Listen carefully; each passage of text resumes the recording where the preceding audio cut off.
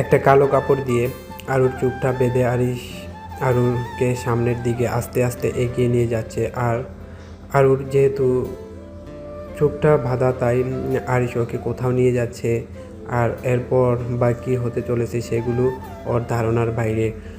ওর যে আজ জন্মদিন সেটা ওর মনেই নেই। যদিও মনে থাকতো তাহলে বুঝতে পারতে যে আরিশ ওকে সারপ্রাইজ দেওয়ার জন্যই এমনটা করছে। কিন্তু বরাবরেরই মতোই আরু তো একটা বলদ। আরু চোখে হাত দিতেই আরিশ বলে উঠল, একদম নয় আরু পাখি। আমি যখন তোমাকে চোখ খুলতে বলবো তখনই তুমি চোখ খুলবে, তার আগে নয়। আপনি আমাকে কোথায় নিয়ে যাচ্ছেন বলবেন তো, না হলে আমি বুঝবো কি করে? তোমাকে যদি এখন বলি তাহলে এভাবে আনার মানে কি? আর এত কথা বলার কি আছে? একটু চুপ করো, আর একটু পরেই তো সব কিছু দেখতে পাবে। আরও বুঝতে পারলো যে আরিশ নাছোড়বান্দা, ওকে কোনো মতোই বলবে না। তাই ও শান্তিশিষ্ট মেয়ের মতোই চুপ হয়ে গেল। আরিশ ঘড়ির দিকে তাকিয়ে আছে আর ক্রমাগত কাউন্ট ডাউন করছে, 3, 2, 1। তারপর আরুর চুপটা খুলে দিতেই হঠাৎ করে কানে তীব্র একটা আওয়াজ ভেসে এলো। শব্দটার উৎস খুঁজতে গিয়ে আকাশের দিকে তাকাতেই দেখলো বড় বড় অক্ষরের বাজি আলোতে লেখা আছে হ্যাপি বার্থডে আরু পাখি। আর তার সঙ্গে অজস্র সাদা আর লাল রঙের বেলুন আকাশে উড়ে যাচ্ছে। অসম্ভব সুন্দর একটা দৃশ্য, এমনটা আরু এর আগে কখনো দেখেনি। আরিশ আরুর কাঁধে চুমু দিয়ে বলল, 3, 2, 1, হ্যাপি বার্থডে আরু পাখি। আমার ছোট্ট আরু পাখি আজ 20 বছরে পা রাখলো। আরিশের থেকে এরকম একটা সারপ্রাইজ পেয়ে আরুর চোখের জল চলে এলো। কখনো এসব কল্পনাও করেনি। তারপর আরু আরিশের দিকে ঘুরে তাকালো। আরু ভাঙ্গা ভাঙ্গা কণ্ঠে বলল, আপনি আমার জন্য এতটা... এরপর আর কিছু বলতে পারলো না আরিশ। আরুর ঠোঁটে আঙ্গুল দিয়ে আলতো করে স্পর্শ করে বলল, একদম এমন কথা বলবে না আরু পাখি। তোমার জন্য করবো না তো কার জন্য করব? আমার কি আরো 10টা 5টা বউ আছে যে তাদের জন্য আমি করব? তুমি তো আমার সব। বলে আরুকে জড়িয়ে ধরল। আরিশ আরুষিকে জড়িয়ে ধরতেই আরু কুফিয়ে কুফিয়ে কেঁদে উঠল। আরিশ আরুকে নিজের সাথে আরো জোরে চেপে ধরল। একদম কাঁদবে না আরু পাখি, তোমার চোখের জল আমার সহ্য হয় না। আরিশ এর কাছ থেকে ওর জীবনে নতুন করে বাঁচতে শেখার অনুপ্রেরণা পেয়েছে। জীবনটাকে কিভাবে সঠিক পথে আর আনন্দ করে সবার সাথে কাটাতে হয় সেটাও আরিশিকে ভালোবেসে বুঝছে। আরও এখনও কেঁদেই চলছে আরিশের বুক। আরিশ এবার আরুর মাথায় হাত বুলিয়ে বলতে লাগলো, আরু পাখি দেখো, এখন 12টা 5, অলরেডি 5 মিনিট তুমি এইভাবেই কেঁদে কেঁদে কাটিয়ে ফেলেছো। এবার কেকটাও তো কাটতে হবে নাকি? তারপর তোমাকে আবার অনেক অনেক আদরও করতে হবে। তাই আর দেরি করা ঠিক হবে না। আরিশের কথা শুনে আরু লজ্জা পেয়ে গেল। তারপরে আরিশকে নিজের থেকে ছাড়িয়ে বলল, আপনি কেন সবসময় এভাবে আমাকে এমন কিছু বলে লজ্জা দেন বলুন তো? আরিশ চোখ মেরে বলল, শুধুই কি বলি, কিছু কি? আরু আরিশের মুখ চেপে ধরল হাত দিয়ে। আপনাকে বলতে হবে না, আমি বুঝে গেছি। আরিশ আরুর কথা শুনে হাসতে লাগলো। তারপর আরুর হাত ধরে সামনের টেবিলটার দিকে এগিয়ে গেল যেখানে কেক রাখা রয়েছে। টেবিলের কাছে যেতেই হঠাৎ করে আরিশ আরুর সামনে একটা কাগজ ধরিয়ে দিল। হঠাৎ এমন একটা সময় এই কাগজটার দিকে তাৎপর্য সেটা বুঝতে না পেরে আরু আরিশকে জিজ্ঞেস করলো। এটা কিসের কাগজ? আরিশ আরুর হাতে প্যানটা ধরিয়ে দিতে দিতে বলল, এখানে একটা সই করে দাও ছোট্ট করে। আমার সই কেন লাগবে? আরিশ আরুর চোখের দিকে গভীরভাবে তাকিয়ে বলল, বিশ্বাস করো তো আমাকে। নিজের থেকেও বেশি। বলে কাগজটা কি লেখা আছে তা না পড়ে আরু সিগনেচার করে দিল। আরিশ আরুর কপালে একটা চুমু দিয়ে মনে মনে ভাবতে লাগলো, আমি চাই না কখনো কারো খারাপ আঁচ তোমার গায়ে লাগুক। তাই সকল খারাপের থেকে সারা জীবন এভাবেই আগলে রাখবো তোমায়। কোনো খারাপ কাজের তকমা তোমাকে পেতে দেব না। আপনি কি এত ভাবছেন? আরুর কথায় আরিশের ধ্যান ভাঙলো। তারপরে আরিশ বলল, তেমন কিছু না আরু পাখি, এটাই ভাবছিলাম যে তোমার বয়স এখন 20, তাহলে আমাদের বেবি তার আম্মুর থেকে প্রায় 20।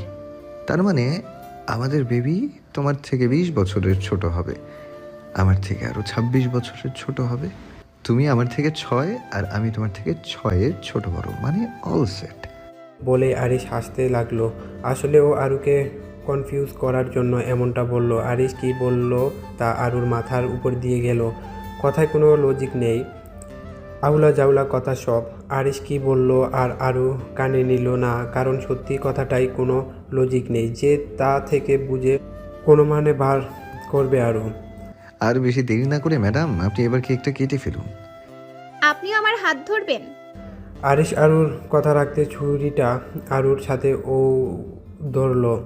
কেকটার দিকে আরুষির এতক্ষণ নজর দেয়নি, কিন্তু যখন সেদিকে তাকালো অবাক হয়ে গেল খুব, কারণ কেকটার উপর আরুর একটা ছবি রয়েছে, যেখানে আরু পাউট করে একটা পোস্ট দিয়েছে সেরকমই। ছবিটা আরুর খুব পছন্দের, ছবিটাকে আরু কিউট লাগছে কেকটার উপরে দেখতে। এরপর দুজন মিলে কেক কাটলো, দুজনকে খাইয়ে দিয়ে আরুষির কোমর ধরে নিজের কাছে নিয়ে এলো। আমি জানি না তুমি কি মনে করবে, তবে আমি আজ তোমার জন্য একটা গিফট নিয়ে আরু পাখি। আরু আরিশের গালে স্পর্শ করে বলল, আমার আবার কিসের গিফটের দরকার, যেখানে আপনি নিজেই আল্লাহর দেওয়া আমার সর্বশ্রেষ্ঠ উপহার। আপনাকে পেয়েই আমি খুশি, আর কিছু চাই না আমার। আরিশ মুচকি হাসলো, তারপর আরুর হাত ধরে সামনের দিকে এগিয়ে নিয়ে গেল। পিছন থেকে একটা মিউজিক বাজতে লাগলো। গানের সাথে সামনে তালে নাচছে দুজন, আর দুজনের মাঝে যেন হারিয়ে গেছে। গান থামতে আরু নিজেরই আরিশের ঠোঁট দুটো আঁকড়ে ধরলো। এই দ্বিতীয়বারের মতো আরু নিজে থেকে আরিশকে ভালোবাসছে, আর আরিশ কোনোভাবেই তা ফিরিয়ে দিতে চায় না। মামুনি আর কত খাওয়াবে বলো তো? সেই থেকে খাওয়াই যাচ্ছ আমাকে, এবার তো আমি পুরো ফুটবল হয়ে যাব। প্লিজ মামুনি, আর না। নিচের দিকে একবার তাকিয়ে দেখেছিস কি অবস্থা চেহারাটার? আর এর ওপরে আবার একটা নাতি নাতনি আসলেই উল্টে যাবি, তখন কি হবে বলতো? তোকে সামলাবো নাকি তাকে সামলাবো, কোনটা? কথাগুলো শুনতেই আরু চুপ হয়ে গেল। এই একটা জিনিস নিয়ে কোনো কথা হলেও আরু আর কোনো কথা বলে উঠতে পারে না, খুব লজ্জা পায় ও। আরু চুপ হয়ে গিয়েছে। আনিকা খান ওকে খাওয়াচ্ছেন আর ও মুখ বুজে সব খেয়ে নিচ্ছেন, না হলে আবার লজ্জায় পড়বে ওনার কথা শুনে। আরুকে চুপ থাকতে দেখে আনিকা খান মুচকি মুচকি হাসছেন, সানার দিকে তাকিয়ে হাসছে। তা এই যে আপনার জন্মদিন, তার ট্রিট কোথায়? আরু সানার দিকে অবাক চোখে তাকালো। কিসের ট্রিট? কবেকার ট্রিট? জন্মদিন, তার জন্য আবার ট্রিট দিতে হয়? কোথায় তুই আমার একটু কেয়ার করবি তা না। সত্যি তো, তোর খেয়াল রাখা উচিত ওর। আমার কেন জানি না মনে হচ্ছে খুব তাড়াতাড়ি একটা সুখবর আসতে চলেছে আমাদের পরিবারে। আরু কথাটা শুনেই মাথা নিচু করে মুচকি মুচকি হাসতে লাগলো। সত্যিই ওদের পরিবারে একজন সদস্য বাড়তে চলেছে, তবে তা খুব শীঘ্রই, কিন্তু আপাতত এ ব্যাপারে সম্পূর্ণ সঠিক নয় আরু নিজেও। অনেকক্ষণ ধরে আরিশ এই বৃদ্ধ দাম্পত্যকে মানাচ্ছে যাতে তারা আজকে আরুর জন্মদিনে যায়। আজ আরু যদি আপনার নিজের মেয়ে হতো তাহলে কি আপনি যেতেন না? কথাটা শুনে রেজওয়ান আহমেদ কেঁদে ফেললেন করে, কারণ আজকের দিনেও যে তার মেয়ের জন্মদিন ছিল, এরকমই একটা দিনের তিনি তার মেয়েকে হারিয়েছেন, সে কথা বারবার চোখে ভাসছে। চোখে জমে থাকা জল নিয়ে ঝাপসা চোখে দূর ফ্রেমে বাঁধানো বাচ্চাটার ছবির দিকে তাকিয়ে বলে উঠল, দেখো বাবা, তোমাকে আমি কি করে বোঝাই যে আজ নয় অন্য দিন যাব আমরা? তা আমি জানি না, তবে আপনারা না গেলে আরু পাখি খুবই কষ্ট পাবে। আজিজ আহমেদ রেজওয়ান আহমেদের কাঁধে হাত রেখে বলল, ছেলেটা তো ঠিকই বলছে। আজ নিজের সন্তানের কাছে নেই বলে অপর সন্তানের খুশিতে সামিল হব না, সেটা কি করে হতে দেয় বলো? যতই হোক সেও একটা সন্তান। রেজওয়ান আহমেদ চোখটা মুছে আরিশের দিকে তাকিয়ে বললেন, আচ্ছা বাবা, আমরা যাব। শুধু আপনারা দুজন গেলে হবে না, আপনাদের গোটা ফ্যামিলিকে নিয়ে যেতে হবে, তার সাথে আয়ুষীকেও। বলে আরিশ আয়ুষীর কাছে গিয়ে ওকে কুলে তুলে নিল আর পকেট থেকে চকলেটটা বাইর করে আয়ুষের হাতে দিল। চকলেটটা আয়ুষী হাতে দিতেই খুব খুশি হলো ও, আর আরিশের গালে চুমু খেলো। রেজওয়ান আহমেদ মনে মনে বলে, মেয়েটা বড়ই ভাগ্যবতী যে এমন একজন স্বামী পেয়েছে। আল্লাহ সবসময় ওদেরকে ভালো রাখুক, আমিন। আরুষির বার্থডে উপলক্ষে একটা পার্টির আয়োজন করেছে আরিশ। যতই হোক আরুষির খুশিটাই ওর কাছে আগে। আর তাছাড়াও আজকে আরুষির জীবনের সমস্ত সত্য উদ্ঘাটন করেই ছাড়বে, এটা ঠিক করলো। যে করেই হোক আরুষিকে সমস্ত খুলে এনে দেবে এও। সারা দিনটা আরুর খুব ভালোই কেটেছে, তবে সকাল থেকে মনটা খারাপ, কারণ সকালবেলা ওর মা একবার ওকে ফোন করেছিল, খুব কান্নাকাটি করেছেন। তবে আহানের সাথে আর কথা হয়নি। এতদিন ধরে আহানের সাথে কথা না বলে আছে, সেটাও নিজেও বিশ্বাস করতে পারছে না মাঝে মাঝে, কারণ ও বিয়ের আগে ওদের দুই ভাই বোনের মধ্যে সম্পর্কটা এমন ছিল যে তা এভাবে একটা দূরত্ব পরিণত হবে সেটাও কখনোই কল্পনাতেও আনেনি। সময় পরিবর্তনের কারণে সময় মানুষকে কত কিছু শিখিয়ে দেয়, আবার মানুষের জীবন কত কিছুই এনে দেয়। আরিশের কিনে দেওয়া লাল রঙের শাড়িটা আরও পরে আছে, একদম নতুন বউয়ের মতো টুকটুক করছে। সানা আর আরও বসে বসে গল্প করছেন, তার মাঝে আরিশের মা ঘরে এসে ওর কাছে গিয়ে ওনার নিজের চোখ থেকে একটুখানি কাজল নিয়ে আরুর গাড়ির পিছনে দিয়ে দিলেন। আমার মেয়েটার উপর যেন কারো কখনো নজর না লাগে, সব সময় যেন ভালো থাকে। আরুষি মুচকি মুচকি হাসছে। আরুষি কৌতূহল নিয়ে জিজ্ঞেস করলো, আমার আম্মু এসেছে? উনি তো অনেকক্ষণ আগেই এসেছে, নিচে বসে আছে, তোর জন্য অপেক্ষা করছে। আরু উত্তেজিত হয়ে বলল, অনেকক্ষণ এসেছে, আমাকে এতক্ষণ বলনি কেন? আরে মামুনি, সাজুগুজু করছিলি তাই তোকে বলতে পারিনি। আরুষি তাড়াহুড়া করে বলল। মামুনি, আমি এক্ষুনি দেখা করে আসছি।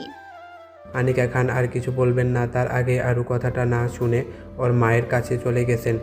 ড্রয়িং রুমের সোফায় এক মনে সামনের দিকে তাকিয়ে আছে না আরুর মা।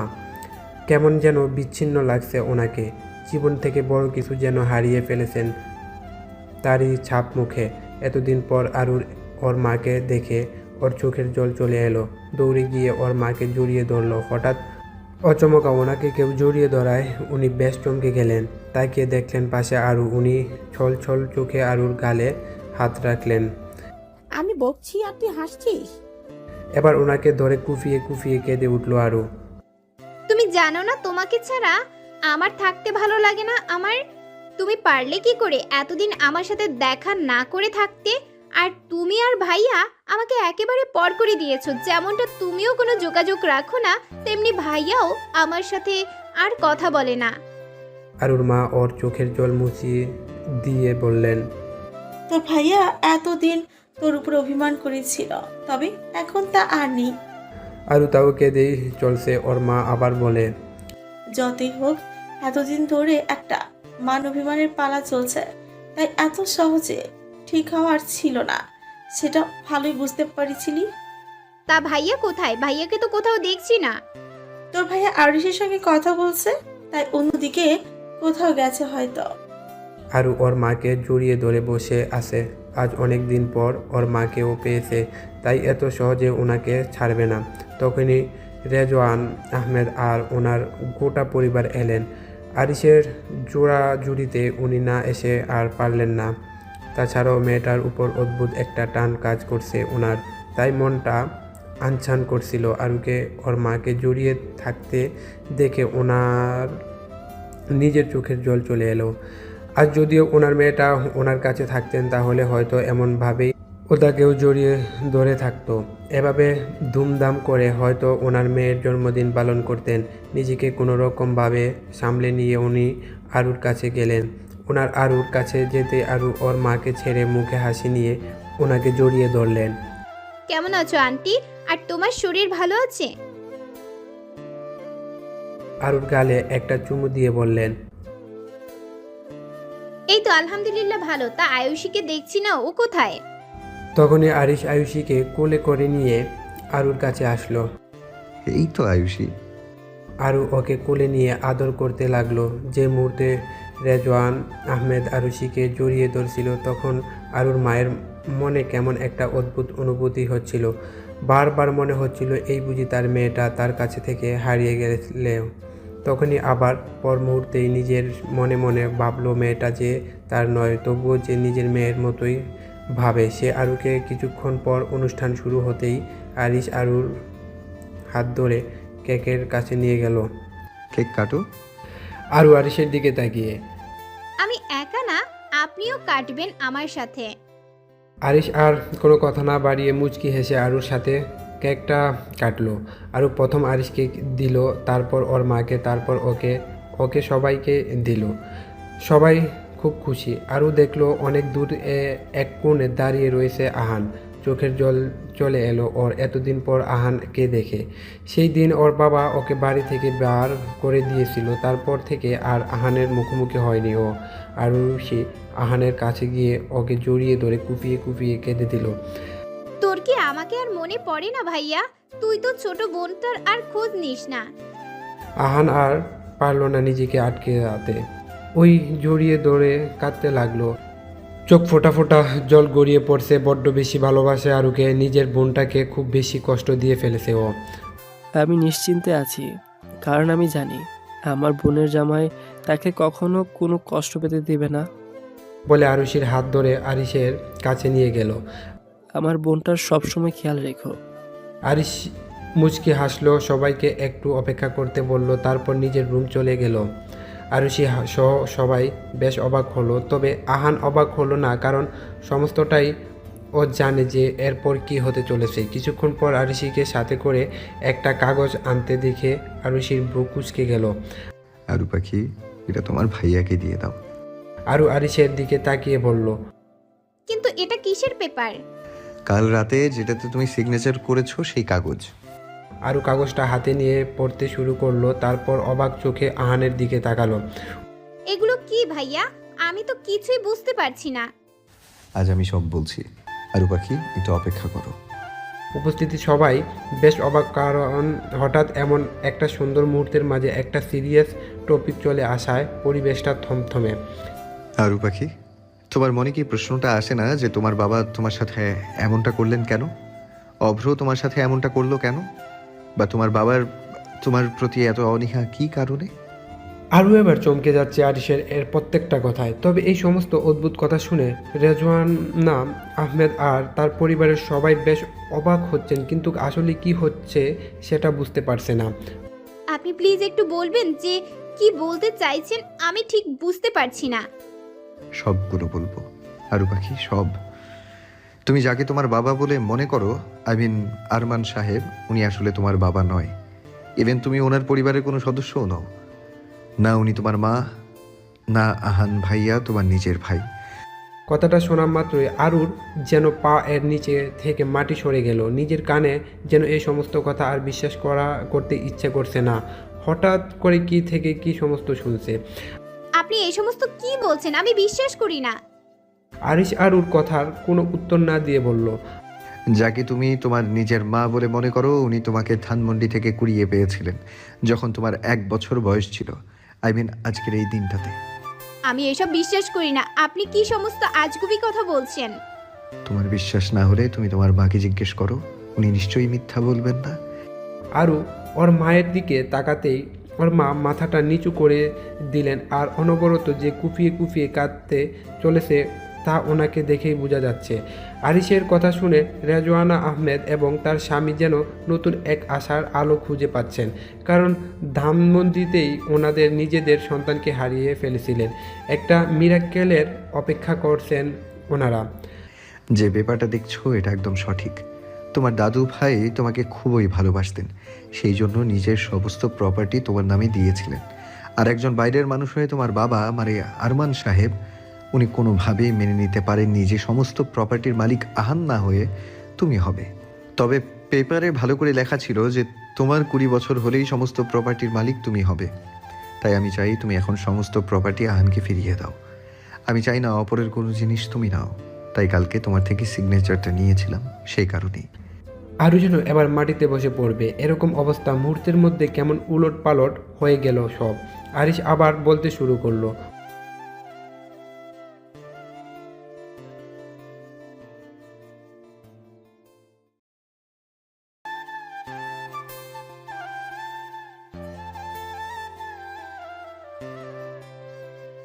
আরিশ বাবা, তুমি আমার মেয়েটাকে বাঁচাও। আর খুব বিপদে আছে, এক্ষুনি এয়ারপোর্টের দিকে চলে যাবে, তুমি ওকে বাঁচাও। বলে ফোনটা রেখে দিলেন। উনি ভেবেছিলেন হয়তো কিছু জানি না, তবে আমি যে সমস্তটাই জানতাম, তাই এক মুহূর্ত আর দেরি করলাম না তোমার কাছে যেতে। আশা করি পরেরটুকু নিশ্চয়ই তোমার মনে আছে। আরু কাঁপা কাঁপা গলায় বলল, হ্যাঁ মনে আছে, আমি গাড়িতে উঠে পড়েছি। হঠাৎ করে আমার ফোনে আম্মুর কাছ থেকে ফোন আসতেই ফোনটা ধরতেই আম্মু কান্না করতে করতে বলে, আরুমা ফিরায় অভ্র আর তোর বাপির উদ্দেশ্য খারাপ, তুই আরিশের কাছে ফিরে যা। আমি অপেক্ষা করছিলাম যে কেউ একজন আমাকে বলুক যে আপনার কাছে ফিরে আসার জন্য, তাহলে নিজের মনোবলটা আরো শক্ত হবে। তবে আম্মু বলতেই দুবার আর ভাবিনি যে আমাকে আর কি করতে হবে তা নিয়ে। যখনই গাড়ি থামলো বললাম, তখনই বাপি বলে উঠল, কোথাও যাবি না তুই, আমার সাথে তুই যাবি আর ওর সাথেই তোর বিয়ে হবে। আমি ওনার কাছে ফিরে যাব। আরু জোরে চেঁচাতে চেঁচাতে চেঁচাতে বলল। রায়হান আহমেদ এবার একটু দমক দিয়ে বলল, তবে যদি এখন অব্রের সাথে না পাঠাতে পারি তাহলে আমার সমস্ত পরিকল্পনা জলে মিশে যাবে, আর আমি এত বড় লস কিছুতেই হতে দিতে পারি না। কথাটা বলার পর কি হলো তা শুনতে পেল না আরু, কারণ তার আগেই ব্রু কেয়ার ফর্ম দিয়ে অজ্ঞান করে ফেলেছে। এটুকু বলে আরু থেমে গেল, আর তখনই আরিশ বলতে শুরু করলো, তারপরেই এয়ারপোর্টে আমি গিয়ে তোমাকে নিয়ে বাড়ি আসলাম, আর প্রমাণসহ ওনাদেরকে পুলিশের কাছে ধরিয়ে দিলাম। আর উনি যে এত সহজে ওনার কাজটা হাসিল করতে চেয়েছিলেন তা আমি বেশ ভালোই জানতাম। ভার্সিটিতে যখন তুমি পড়তে, তোমার প্রতি আমার ছিল অদ্ভুত এক ভালো লাগা, আর তা আস্তে আস্তে ভালোবাসায় পরিণত হতে থাকে। তোমাকে চোখে চোখে রাখার সমস্ত দায়িত্ব কারোর ওপর না দিয়ে নিজেই নিয়েছিলাম। তখন দেখেছিলাম অভ্রকে তোমার সাথে সাথে ঘুরতে। প্রথমে উদ্দেশ্যটা ঠিক লাগলেও পরে খুব একটা ভালো লাগেনি আমার। তারপর জানতে পারলাম ওর আসল উদ্দেশ্য। আর এক মুহূর্তেও তোমাকে কাজ ছাড়া করতে দিতাম না, সব সময় চোখে চোখে রাখতাম, আর তাতেই আমার কাজে আরও সুবিধা হলো। আরু এবার কাঁদতে কাঁদতে নিচে বসে গেল। তখনই আরুর মা ওকে গিয়ে জড়িয়ে ধরল। কাঁদিস না মা, তুই আমার নিজের মেয়ে না হলেও আমি কখনো তোকে সিনাজায় দেখিনি। নিজের মেয়ের মতোই বড় করেছি আর ভালোবেসেছি। রেজওয়ানা আহমেদ কাঁপা কাঁপা গলায় বললেন। আরু আমার মেয়ে। আরু কাঁদতে কাঁদতে ওনার দিকে অবাক চোখে তাকালো। তখন আরিশ মুচকি হেসে বলল, হ্যাঁ, ও আপনারই মেয়ে, আপনার হারিয়ে যাওয়া সেই ছোট্ট আরুষি, যার জন্য আপনারা এত বছর ধরে চোখের জল ফেলেছেন। এবার আজিজ আহমেদ বলতে শুরু করলেন। আমরা তখন ধানমন্ডিতে থাকতাম। আমার ছেলেটাও তখন 7 বছর বয়স। সেদিন আরুষের প্রথম জন্মদিন ছিল। পরীর মতো সাজিয়েছিলাম নিজের মেয়েটাকে। তারপরে পার্কে ঘুরতে যেতেই একটু বেখেয়ালি হতেই মেয়েটাকে হারিয়ে ফেলেছিলাম সেদিন। আরিশ এবার বলতে শুরু করলো। তারপর যিনি নিয়েছিলেন তিনি হলেন একজন বাচ্চা পাচারকারী। আরমান সাহেব ওনাকে একটা বাচ্চা জোগাড় করতে বলেছিলেন। তারপর উনিই বাচ্চাটা রাস্তার ধারে ফেলে রেখেছেন। আর তারপর যা হয়েছে সব আশা করি সকলেই জানেন। আরু যেন নিজের মধ্যে নেই, জীবনের বড় সত্যি আজ জানতে পারছে। এতদিন যাদেরকে নিজের পরিবার ভাবছে, এখন তার কেউ নিজের নয়। আজকের নতুন বাবা মা পেয়েছেন, পেয়ে একটা পরিচয় আর একটা পরিবার। দীর্ঘ 19 বছর পরে রেজওয়ানা আহমেদ নিজের মেয়েকে খুঁজে পেয়ে আরুষিকে জড়িয়ে ধরে হাউমাউ করে কেঁদে উঠল। আজ সকলের চোখের জল অবসান হলো সমস্ত দুঃখের। আরিশ ক্লাস নিচ্ছে আর আরু চুপচাপ মন দিয়ে আরিশের লেকচার শুনছে। আরুষি খুবই অ্যাটেন্টিভ আরিশের ক্লাসে। যতই হোক প্রিয় মানুষের বলা প্রত্যেকটা কথা যেন মধুর লাগে। খুব ভালো লাগে ওর আরিশের ক্লাসটা করতে। আজকে সানা আসেনি, সামনে আরাবের সাথে ওর এঙ্গেজমেন্ট বলে, তাই আরাব ভাইয়া সানাকে নিয়ে শপিংয়ে গেছে। আরিশ বোর্ডে লিখে লিখে বুঝাচ্ছে, বোর্ডের মার্কারটা বুলিয়ে বলল, এই মলিকিউলটার সঙ্গে যদি এই মলিকিউল বিক্রিয়ায় অংশগ্রহণ করে তাহলে তীব্র বিস্ফোরণ করতে পারে। তাই সবসময় আমরা এই বিক্রিয়াটি এড়িয়ে চলব, অন্যভাবে বিক্রিয়া ঘটানোর পদ্ধতি অবলম্বন করব। হুট করে আরও উঠে দাঁড়িয়ে বলল, may I go to washroom? মুখে হাত চেপে বলল, কারণ ওর খুব বমি বমি পাচ্ছে। আরও কথা শুনে আরিশ ওর দিকে ফিরে তাকাতেই আরিশের বুক কুঁচকে গেল। মুখে হাত চেপে দাঁড়িয়ে রয়েছে আরু। খুব যেন অস্তিত্ব বোধ করছে দাঁড়িয়ে থাকাতেও। আরিশ আরুকে আরও কিছু বলতে যাবে, তার আগে আরিশের পারমিশন না নিয়েই মুখটা হাত দিয়ে চেপে ধরে দৌড়ে বেরিয়ে গেল রুম থেকে। আরও আরেকটু দেরি করলেই হয়তো ক্লাসরুমেই বমি করে দেবে। আরিশ বুঝতে পারলো আরুষির শরীরটা একটু খারাপ, বমি করতে গেছে। বেশ কয়েকদিন ধরেই আরুষি কিছু খাচ্ছে না, সেটাও বেশ ভালোই লক্ষ্য করছে ও। আরুষিকে বারবার জিজ্ঞেস করলেও ও আরুষির বলতো যে খেতে ভালো লাগে না। জোর করে খাওয়াতে গেলে আরু শুধু বলবে। আপনি আমাকে আর ভালোবাসেন না। তাই আর কিছু বলতে পারে না আরিশ। আরুষিকে অমনভাবে ছুটে যেতে দেখে আরিশের কপাল কুঁচকে গেল। মনটা আচানা করছে আরিশের হয়তো শরীরের খুবই খারাপ, না হলে আর অমনভাবে বেরিয়ে যেত না। আরিশ কপালে বিন্দু বিন্দু জমে থাকা ঘামটা মুছে কনুই দিয়ে মুছে একটু কাপা গলায় সবাইকে উদ্দেশ্য করে বলল। I think she is in bad situation. I am coming after 10 minutes. Be silent until I come. সবাই একসাথে বলল। Okay sir. আরিশ ব্যস্ততার খাতিরে সকলের সামনে থেকে দৌড়ে বেরিয়ে গেল রুম থেকে। আরিশ চলে যেতে স্টুডেন্টরা মুচকি মুচকি হাসছে, সবাই বলা বলি করছে। আরুষিকে কত ভালোবাসেন স্যার, আর কত কেয়ারিং। সবার যদি এরকম একটা হাজবেন্ড থাকতো। এই ধরনের নানান কথা সবাই নিজের মধ্যে বলা কোয়া করছে। গার্লস ওয়াশ রুমের সামনে দাঁড়িয়ে আছে আরিশ, তবে ভিতরে ঢুকতে পারছে না। ঢুকলে একটা বাজে ব্যাপার হবে, তাই বাইরে দাঁড়িয়ে অপেক্ষা করছে। কপালের গাম মুছতেই তা আবার পুনরায় বিন্দু বিন্দু হয়ে জমা হচ্ছে কপালে। যতক্ষণ না আরুকে নিজের চোখের সামনে ঠিক দেখতে ততক্ষণ ওর চিন্তা যাচ্ছে না। কিছুক্ষণ পর আরুষির ক্লাস হয়ে বেরিয়ে এলো। বেরিয়ে আসতেই আরিশিকে দেখলো। আরিশের কাছে ছুটে গিয়ে আরুকে জড়িয়ে ধরলো। আশেপাশে অনেক স্টুডেন্টরা দেখছে ওদেরকে, কিন্তু সে নিয়ে আরিশের কখনো ভাবেনি। আরুষিকে আর কিছু বলতে না দিয়ে ওর হাত ধরে ওর নিজের রুমে নিয়ে গেল।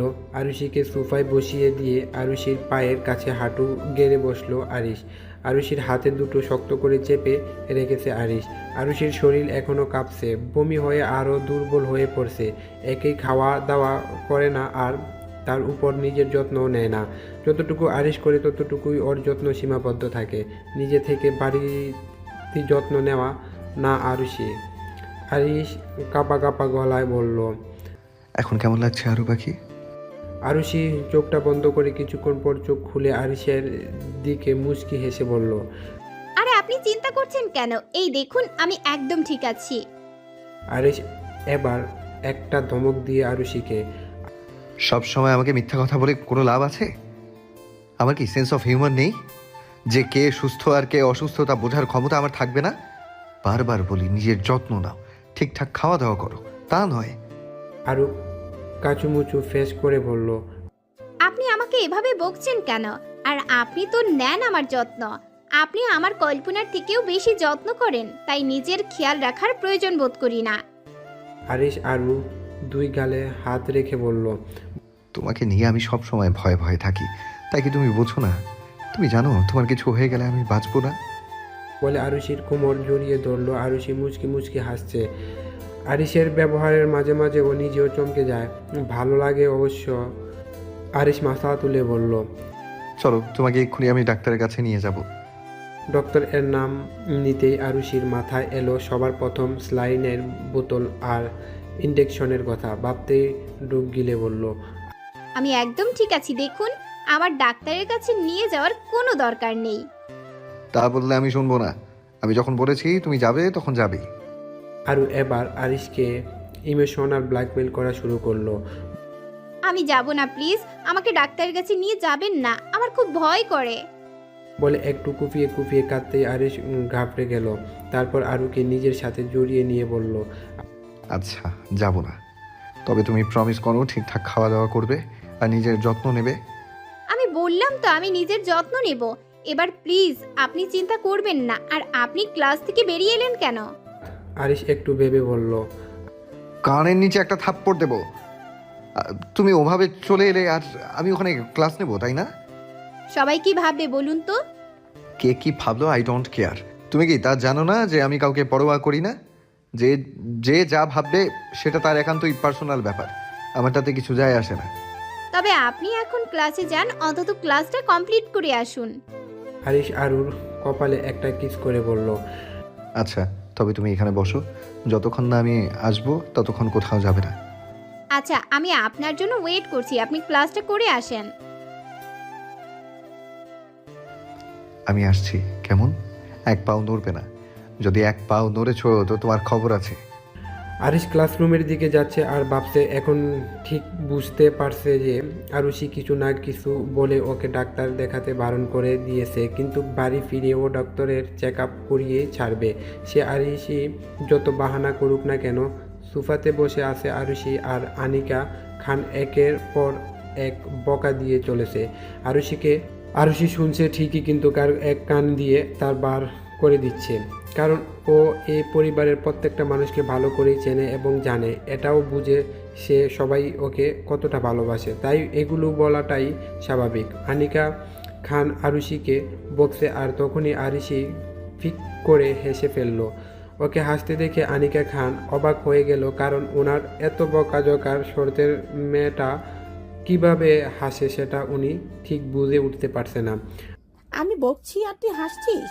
আমি কি তোকে কোনো হাসির কথা বলেছি? আরুষি মুখে আঙ্গুল দিয়ে বলল। সরি, আর হাসবো না, তুমি বলো। আসলে আরুষি যে আরিশকে কিভাবে ইমোশনাল ব্ল্যাকমেল করে ডাক্তারের কাছ থেকে নিয়ে যাওয়ার থেকে আটকাতে পারেছে সেটাই মনে পড়তেছে। খুব হাসি পেলেও ওর, তাই ফিক করে হেসে ফেলল। আর এদিকে আনিকা খান আরুকে আবারও বকাবকি করেই চলেছে। এবার থেকে যদি ঠিকঠাক খাওয়া দাওয়া না করেছিস তো আমি তোর সব দায়িত্ব কিন্তু এবার আরিশের উপর ছেড়ে দেব। আর যদি আরিশ তো সমস্ত দায়িত্ব নিয়ে নেয়, টেক কেয়ার করে, তাহলে বুঝতেই পারছিস কি হবে তোর। আরু আনিকা খানেরকে জড়িয়ে ধরে বলল। ও মামনি, তুমি এমন করছো কেন বলো তো? আর আমাদের মা মেয়ের মাঝে ওনাকে ডেকে আনার কি দরকার? তুমি তো আমার কত যত্ন করো বলো। আরু জানে আরিশ যদি ওর খেয়াল রাখতে শুরু করে তাহলে ওর আর রেহাই নেই। নিচের ঠোঁটটাকে দাঁত দিয়ে শক্ত করে কামড়ে ধরে রেখে ফোনের স্ক্রিনের দিকে মনোযোগ দিয়ে তাকিয়ে আছে আরুষি। হয়তো খুবই একটা ইম্পর্ট্যান্ট জিনিস হচ্ছে ফোনে, আর তা দেখার মুগ্ধ আরিশ। শাওয়ার নিয়ে ওয়াশরুম থেকে বেরিয়ে এলো, ভেজা চুলগুলো হাত দিয়ে একবার জোরে নিয়ে আরুষির দিকে চোখ যেতে দেখলো আরুষি এক মনে ফোনের দিকে তাকিয়ে আছে। ফোনের ঠিক কি এমন হচ্ছে যার জন্য আরুষি এভাবে তাকিয়ে আছে তা নিয়ে আরিশের ও একটু বেশ কৌতূহল হলো। তবে তা দেখার জন্য আরুষির পিছন দিক দিয়ে উকি মারতেই আরুষি জোরে চেঁচিয়ে বলে উঠল। গেল গেল গেল, শাশুড়িটা এবার গেল। বউটা কিভাবে মারছে, কি ডেঞ্জারাস রে বাবা। আরু এসব বলেই যাচ্ছে আরু। এদিকে যে আরিশ এসেছে তাতে ওর খেয়াল নেই। আরুষি যে এমন টপিকের কিছু জিনিস দেখে তা আরিশ ও আজ দেখে খানিকটা হলেও চমকে গেল। লাইক সিরিয়াসলি, এত বড় মেয়ে এই সমস্ত দেখে? এগুলো তো ছোট ছোট পিচ্চিরা দেখে হাসতে হাসতে গড়াগড়ি দেওয়ার জন্য। এখন আরও এই বউ শ্বশুরির ঝগড়া দেখে এসব ভাবলেও আরিশের যেন নিজেকে পাবনা থেকে ফেরত পাগল বলে মনে হলো। আরিশ আর আরুষিকে ডিস্টার্ব করলো না, ওয়ার্ডরোবের দিকে এগিয়ে গেল শার্টটা আনার জন্য। তখনই আরুষির গলার আওয়াজ পেতে সেদিকে তাকিয়ে দেখলো আরুষি ছুটে এসে ওয়াশরুমের দিকে। আরিশের আর বুঝতে বাকি রইল না যে আবারও বমি করতে গেছে। ও নিজেও আর দেরি না করে আরুষির পিছন পিছন ওয়াশরুমে গেল। আরুষির অবস্থা খারাপ, বমি করতে করতে আরিশ ওর হাতে মুখ ধুয়ে দিয়ে বিছানায় শুয়ে দিল। আরেকটা বার তুমি যদি এখান থেকে নড়ো, দেখো কি করি। তুমি দাঁড়াও, আমি এক্ষুনি ডক্টর আঙ্কেলকে ফোন করছি। প্লিজ, আপনি ওনাকে ফোন করবেন না। আমি তোমার কোনো কথা শুনছি না বলে ফোনে নিয়ে রুম থেকে বেরিয়ে গেল আরিশ। ইতিমধ্যে আরুষি ভয়ে হাত পা কাঁপাকাঁপি শুরু হয়ে গেছে। ইনজেকশন নামক জিনিসটাকে বড্ড ভয় পায় ও। ওর মনে আছে ছোটবেলায় একবার টিটেনাস দিতে 2 দিন ওর জ্বর ছিল। তারপর থেকে ইনজেকশন এর প্রতি তীব্র ভয় ওর। ডাক্তার গম্ভীর মুখে আরুর সামনে বসে আছে আর আরুষি ভয়ে মুখ কাচুমাচু করে রেখেছে। ডাক্তারের মুখ থেকে কোনো কিছুই বোঝা সম্ভব নয় যে উনি কি বুঝতে চাইছেন। আরু এবার ভয়ে কান্না করে দেওয়ার অবস্থা। ডাক্তার গম্ভীর কণ্ঠে বলল, তুমি কি খাওয়া দাওয়া কিছু করো না? এত কেয়ারলেস কেন? নিজের প্রতি যত্নশীল হও। এখনই যদি নিজের কেয়ার না করো তাহলে পরে কি হবে? তোমার শরীরে যে ছোট্ট প্রাণটা বেড়ে উঠেছে তার কি হবে? ডক্টর ঠিক কী বলতে চাইছে তার কিছুই আরও বুঝতে পারছে না। আরও ডাক্তারের এমন কথা এর আগে ওকে কখনো বলেনি। আমার কি খুব বড় কোনো সমস্যা হয়েছে ডক্টর? প্লিজ বলুন। কাঁদো কাঁদো গলায় আরও বলল। ডাক্তার জোরে জোরে হাসতে হাসতে বলল, আলহামদুলিল্লাহ, ভালো খবর।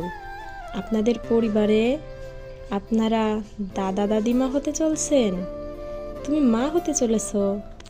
সানা তো খুশিতে আরুকে জড়িয়ে ধরল। সারা পরিবার জুড়ে আনন্দের বড় বন্যা বয়ে যাচ্ছে। আরিশ রুমের এক কোণে দেওয়ালের সাথে হেলান দিয়ে দাঁড়িয়ে রয়েছে। ডাক্তারের মুখ থেকে এতক্ষণ এই কথাটা শোনার অপেক্ষায় ছিল ও। কিছু আন্দাজ করতে পারেনি তেমনটা নয়, আন্দাজ করেছিল তবে শিওর ছিল না। আরু শির চোখে জল চলে এলো। এই এক অদ্ভুত প্রাপ্তি, মা হওয়ার একটা অদ্ভুত আনন্দ, যে কি তাও আজকে বুঝতে পারছে।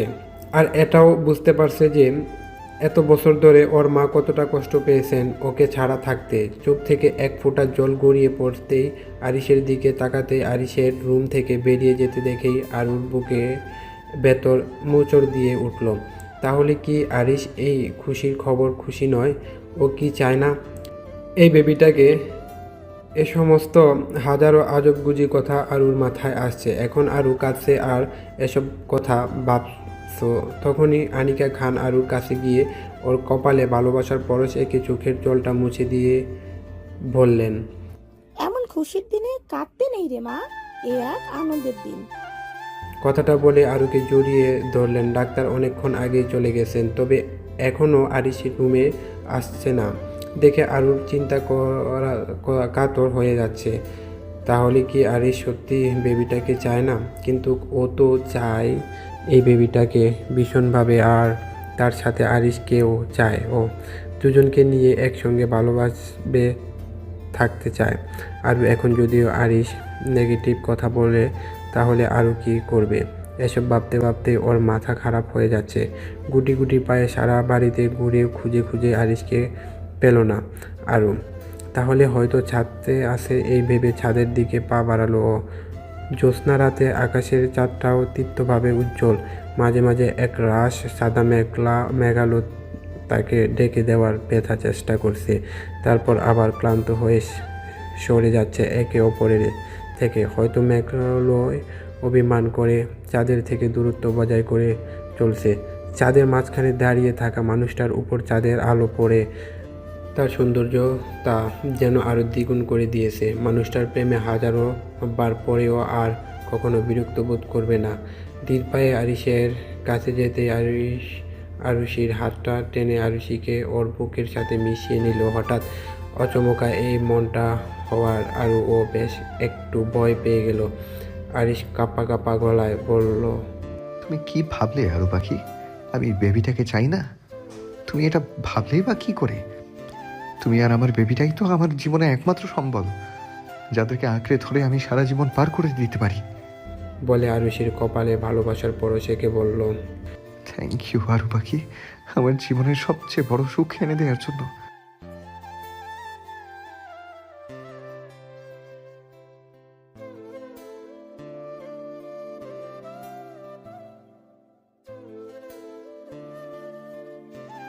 আরুষির কথা শুনে আরও কুপিয়ে কুপিয়ে কেঁদে উঠল। সবসময় নেগেটিভ কথা আরুষির মাথায় আসছে বারবার, আর সব সময় আরিশ তা ভেঙে দিয়ে ওর ভাবনার পরিবর্তন করে দেয়। আসলে আরিশ তখন ওখানে থেকে চলে এসেছে কারণ খুশিতে ওর চোখের জল চলে এসেছিল, আর ও নিজেও চোখের জলটা কারো সামনে দেখাতে চায় না। তাই এতক্ষণ ছাদে সে চোখের জল ফেলেছিল, কিন্তু এ হলো খুশির আনন্দর এক অদ্ভুত প্রাপ্তির, ওর আর আরুর ভালোবাসার ফসল। আসলে আরু আর আরিশ হলো একে অপরের পরিপূরক, যার বিশ্বাস করে সে তারা একে অপরকে ভালোবাসতে শিখিয়েছে। এভাবে বেঁচে থাকুক হাজারো হাজার ভালোবাসার, পূরণ হোক তাদের প্রত্যাশী সব স্বপ্নবিলাস। ভালোবাসার রঙে রঙিন হয়ে উঠুক সকলের জীবন, পূর্ণতা পাক সকলের ভালোবাসা। আরুর খবর শুনেই রেজওয়ানা আহমেদ তাড়িগড়ি করে ছুটে এসেছেন। প্রথমে তিনি জানতেন না যে আরুর ঠিক কী হয়েছে। তারপর যখন জানলেন যে তার মেয়ে মা হতে চলেছেন, তখন আনন্দ আটখানা হয়ে পড়লেন। এই আনন্দ উনি কোথায় রাখেন সেই কখন থেকে আরুর সঙ্গে বসে গল্প করছেন। মা মেয়ে মিলে বেশ ভালোই গল্প জমিয়েছে। আরিশ কোথায়? ওকে তো কোথাও দেখছি না।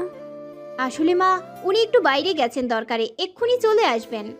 আচ্ছা, যখন শুনেছিলাম যে তুই অসুস্থ তখন মনে হচ্ছিল হৃদয়টা যেন বেড়ে এসেছে।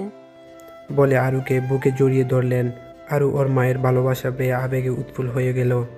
যতই হোক নিজের মা বলে কথা, এত বছর তার ভালোবাসা থেকে বঞ্চিত হয়েছে, এখন ওনাকে পেয়ে খুব খুশি আরু।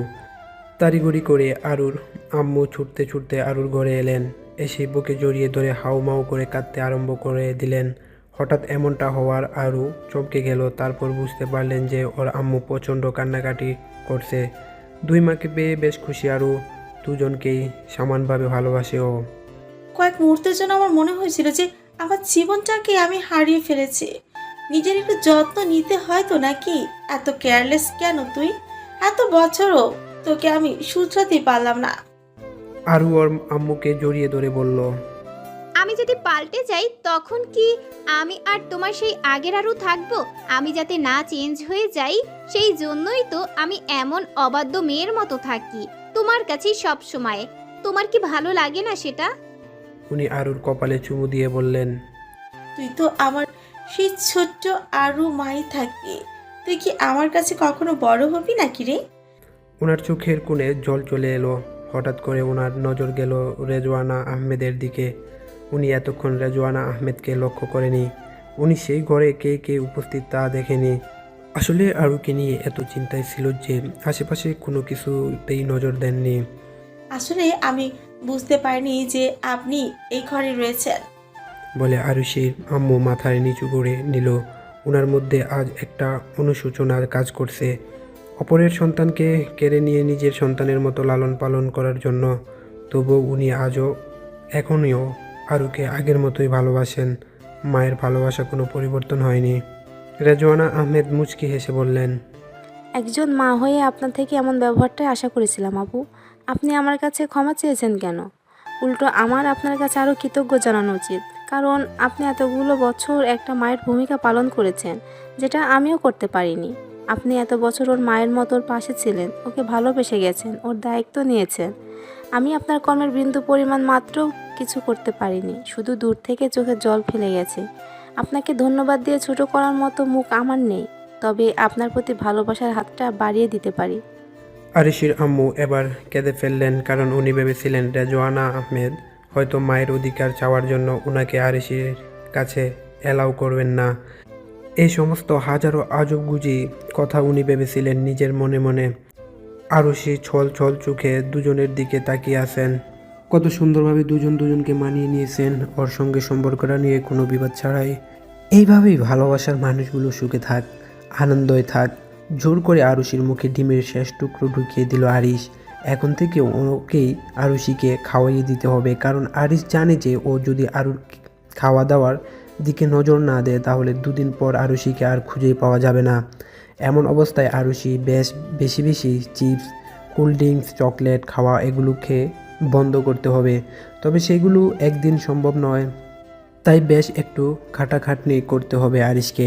ডিমের শেষের অংশটুকু আরুষির মুখে একটু বেশি ছিল, কারণ এতক্ষণ ধরে যা যা খাচ্ছিল তার সমস্তটা খেয়ে উঠতে পারছিল না, তাই বেশিরভাগটাই মুখে রয়ে গেছে। আর এই অবস্থায়ও আরিশকে কিছু বলতে চায়, তবে মুখের খাবারগুলোর জন্য কিছু বলতে পারছে না ঠিকঠাক। আরিশ ধমক দিয়ে বলল, মুখের খাবারগুলো আগে শেষ করো, তারপর যা খুশি বলবে। তার আগে একটা কথা বললে আরও ডিম নিয়ে আসবো। আরুষি আরিশের ধমকে তাড়াতাড়ি করে মুখের খাবারটুকু শেষ করে নিয়ে টের উপর থেকে গ্লাসটা নিয়ে ডক ডক করে জল খেয়ে নিল, কারণ এই মুহূর্তেও আরিশকে যেটা বলবে সেটা বলা খুবই প্রয়োজনীয় বলে মনে করছে ও। এটা না বলতে পারলে হয়তো পেটের খাবারগুলো হজম হবে না। তা পেটের মাঝেই ওর বেবির সাথে চিরিং বিরিং করে খেলা করবে। জলটা খাচ্ছে আর ক্রমাগত হাত নাড়াচ্ছে আরু। তার মানে ও আরিশকে কথাটা ভীষণভাবে বলতে চাই। আরুর কর্মকাণ্ড দেখে আরিশ রেগে যাচ্ছে, কারণ খাওয়ার সময় কথা বললে গলায় খাবার আটকে গেলে বিপদ, আর এখন জল খেতে গিয়ে যদি গলায় আটকে যায় তখন আরেকটা সমস্যা হবে। মেয়েটাকে নিয়ে কোনোভাবেই ও পেরে ওঠে না আরিশ, বড্ড বেপরোয়া নিজেকে নিয়ে। কবে যে নিজেকে ঠিকভাবে গুছিয়ে নেবে সেটা আরিশ জানে না। আরিশ তো ভেবেই নিয়েছে যে সারা জীবন ওর বেবিকে আর আরুর টেক কেয়ার করার দায়িত্বটা ওরই। কারণ মা যেমনটা কেয়ারলেস, বেবিও যদি তেমনটাই কেয়ারলেস হয় তাহলে তো আর কোনো কথাই নেই। জলটাকে শেষ করো, তারপর কথা বলবে। আরুষি ঢক ঢক করে সমস্তটা খেয়ে নিল। তারপর একটা দীর্ঘশ্বাস নিয়ে ট্রের দিকে তাকিয়ে বলল, ওই যে দেখছেন দুধের গ্লাসটা, আমি কিন্তু দুধটুকু আর খাবো না। আরুষির কথা শুনে আরুষির দিকে ব্রু কুচকে তাকালো আরিশ, আর তার সঙ্গে চোখ দুটোও ছোট ছোট হয়ে এলো। সামান্য এই কথাটুকু বলার জন্য আরুর মধ্যে এত ব্যস্ততা দেখে আরিশ অবাক। মাঝে মাঝে নিজেকে পাগল বলে মনে হয় আরিশের। আরুষি যা যা করে তাতে ও হাসবে না কাঁদবে সেটাও বুঝে উঠতে পারে না। আরুষি এবার গ্লাসটার দিকে মেনশন করে বলল, ওই যে ওদিকে তাকান, তাহলে দেখতে পাবেন। আর আমার মনে হচ্ছে আপনি হয়তো ঠিক দেখতে পাচ্ছেন না, তাই আমার দিকে এভাবে ড্যাব ড্যাব করে তাকিয়ে আছেন। আরিশ আরুর দিকে রাগি চোখে তাকালো। নিজের অবাক হওয়াটাকে আটকাতে হবে ওকে। এবার একটু স্ট্রিক্ট হতে হবে, না হলে আরুষিকে কোনোভাবেই শায়েস্তা করা যাবে না। আরিশ আরুর দিকে রাগি চোখে তাকিয়ে আছে দেখে আরু বলল, এই যে আপনি এভাবে তাকিয়ে আছেন কেন আমার দিকে? আমি কি বাঘ নাকি ভাল্লুক?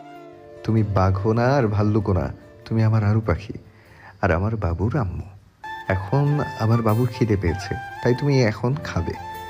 আরুষি দেখছে যে কোনোভাবেই কোনো কাজ হচ্ছে না, তাই ও আস্তে আস্তে আরিশের দিকে সরে গেল।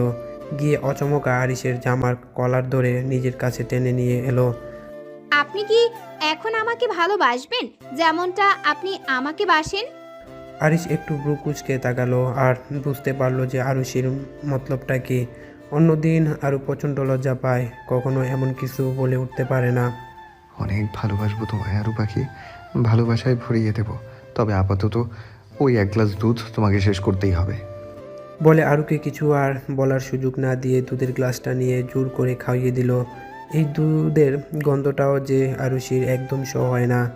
দুধটুকু আরুষিকে খাইয়ে গ্লাসটা টের রাখার অপেক্ষা, তার মধ্যেই আরুষি হর হর করে বমি করে দিল আরিশের গায়ে। আরিশের বেহাল অবস্থার জামা কাপড়ের উপর সব বমি লেগে গেছে।